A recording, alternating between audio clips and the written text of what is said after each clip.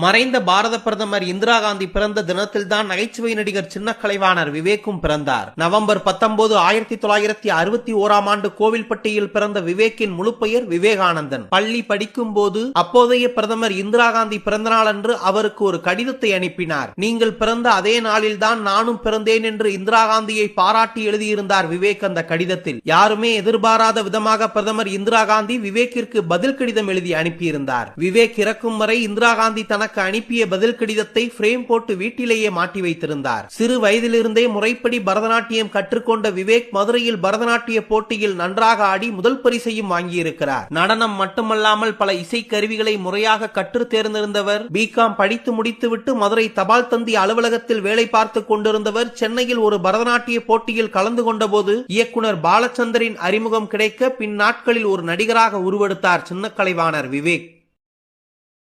Download